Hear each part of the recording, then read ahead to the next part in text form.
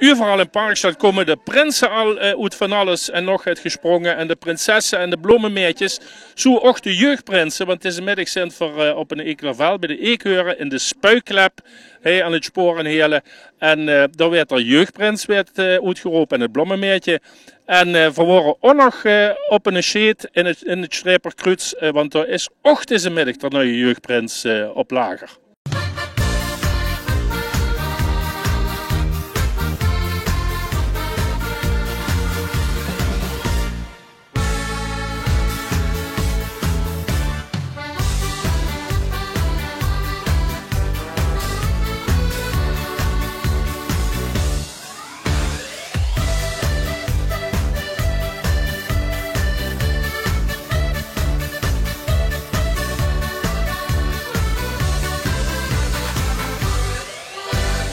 Verzint hij natuurlijk voor de jeugdprins en het bloemenmeertje. Maar de grote prins van de Eekheuren is gisteravond uitgeroepen. Patrick ter Eerste, Patrick Stassen. En dat is ook natuurlijk hij, Patrick, van harte gefeliciteerd, jong. Prins van de Eekheuren. Ongelooflijk, ja. 1,5 jaar moeten wachten. Maar ja, die 1,5 jaar zijn eigenlijk ook omgevlogen. En fantastische avond gisteren gehad. Met de jeugd fantastisch. En ja, ik ben ontzettend benieuwd wie de Jonkheedsprins en de bloemenmeertje waren. Dus het is geweldig. Ik huur aan de wandelgangen dat ze een rekenmeester is. Ja, ik ben accountant inderdaad. Dus ja, ik moet rekenen. Kennen ze door de Gert aan Han? Nou, reken er maar op. Patrick, hier was pas. Dank u wel. Ja, ik zag de carnavalsgrootheden die duikelen over elkaar heen. Want nu we bij de Eekheuren zijn hij natuurlijk twee oer-Eekheuren. Om te beginnen de oprichter en oud-president en oud-prins en oud-vuurzitter, noem maar op, Rob Dijks. En een van zijn opvolgers, John Reinders, die pas vorige week, denk ik, is afgetrokken en inmiddels is opgevolgd door een nieuwe president van de Eekheuren. Jongens, wie gaat het met de Eekheuren? Ja, als je daar om de Gent kijkt, dus dat in ieder geval dit gebeuren ontzettend druk bezocht is. Dus de jeugd, dat gaat goed. Gisteravond hadden we een hele chique prinsproclamatie voor het eerst in november. Heel apart, maar het is ons eigenlijk erg goed bevallen, hè, John? Ja, zeker weten. Ja, want ze kunnen niet meer wachten, allemaal die vastelovensverenigingen, een prinsen in november al uit te roepen. En dat is prima gegaan. Dat is prima gegaan. We natuurlijk even afwachten. We waren natuurlijk een beetje sceptisch in het begin, maar als ik kijk wie het gisteravond heeft gelopen, denk ik dat het ja, een succes is geweest. En na 2,5 jaar wordt het ook wel fijn om te kunnen beginnen. Ja, ze kunnen niet wachten, De best opgevolgd door hun Cox. Ik ben even zijn vuurnaam kwijt, is ook egal. Alexander natuurlijk. En nou ja, dat is ook geen onbekende naam in de gelederen van de Eekheuren. Had ze hem goed verder weten te maken, heeft u? Ik denk wel, want hij weet niet beter, want de Alexander was mijn jeugdprinsje. Dus dat was wel leuk in 2000. En nu is het wel heel apart dat hij nu dan nog president van de Eekheuren is geworden. Maar ja, het is natuurlijk, het wordt al niet gemakkelijk nog op. En ik weet zeker dat Alexander, die gaat dat met 2 vingers in de naast makkelijk over de brug brengen. Oké, dan maken we aan de tier gestoord. Dat maakt met oud-presidenten. Okay.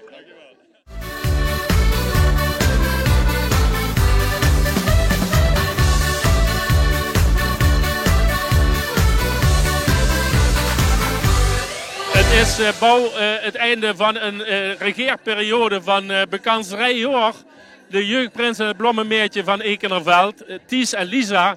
En het is vlak voordat ze moeten gaan aftrainen. Dus het is net zo gemakkelijk voor ze nu, maar we kunnen toch nog even met z'n kallen. Ties in het Nederlands. Ja. Het is bijna afgelopen. Hè? Doet het pijn? Een beetje. Ondanks dat je zo lang prins bent geweest. Ja, dat wel. Want je zult toch ook wel een beetje uit je pak zijn gegroeid, of niet? Ja. En Lisa, trouw aan je zijde al die tijd. Vind je het jammer dat het af is gelopen of denk je dit is wel mooi geweest? Nee, het is wel jammer. Jammer. Moet je dadelijk denken, krijg je het dadelijk heel erg moeilijk of zal het wel meevallen? Kun je wel blijven lachen, denk je? Ja, ik ga proberen. En hebben jullie ook al enig idee wie jullie gaan opvolgen? Ja, ik heb wel een paar namen in mijn hoofd, maar ja, het is een beetje moeilijk van wie is het nou precies, want ja, dat. En wat wil jij jouw opvolger als bloemenmeisje van Ekenerveld toewensen? Ja, veel plezier. En ze kan ook altijd bij je terecht voor raad. Goeie raad. Ja. Sterkte dadelijk, jongens. En jullie adjudanten ook. Ja, en het spannende moment op een Ekenerveld, dat kunt er heel vlot aan. Want zometeen gaat de oude jeugdprins en het bloemenmeertje gaan aftrainen. En dan kunt er nieuwe jeugdprins en het nieuwe bloemenmeertje.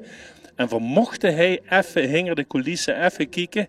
Hij is hoogspanning, kan ik u vertellen.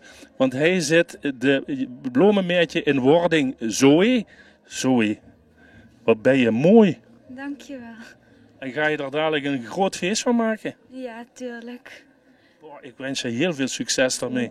En hier is kijk eens wat een staatse prins hij, dat is er Dylan. En die werd zo meteen hij uitgeroepen tot jeugdprins van de Eekheuren van Ekenerveld. Een beetje nerveus, Dylan? Ja. Ga je ook nog iets zeggen of zo? Of hoeft dat niet? Ja, we hebben nog een speech gemaakt. Oké. En jij en Zoe, jullie zijn al bevriend met elkaar? Of is dat toevallig? Nee, we zijn neef en nicht. Oh, jullie zijn familie van elkaar. Dat maakt het wel helemaal gemakkelijk. Dus jullie kennen elkaar door en door. Nou ja, dadelijk eruit springen en enthousiast zijn en lachen. Maar dat gaat jullie goed af, zie ik. Dus dat is het probleem niet. En dan in de Polonaise, hè, Zoe? Ja. En dan wel de bloemen niet laten liggen ergens. Nee. Heel veel succes, jongens.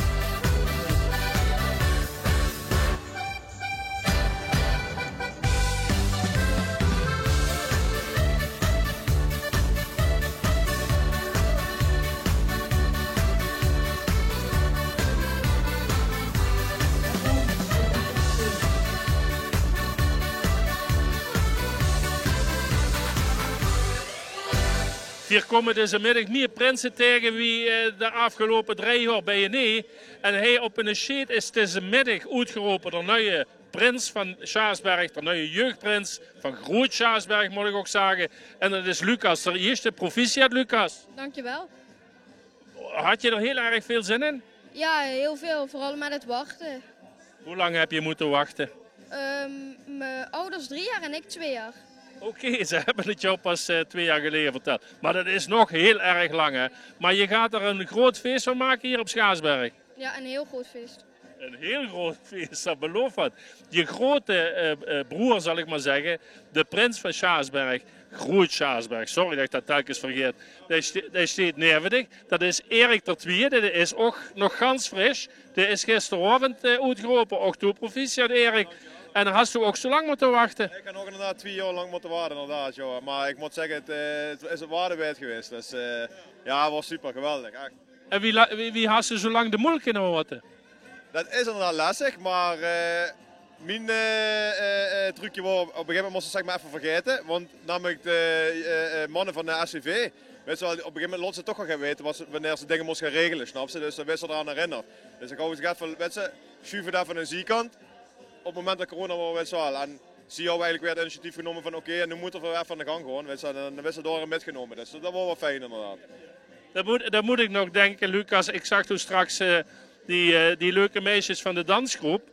En die kennen jou blijkbaar, want is het niks om die als adjudanten mee te nemen? Want op veel plaatsen hebben ze een bloemenmeertje of een prinses. Maar jij hebt dat niet, een paar leuke meiden. Daarbij is ook leuk, hè?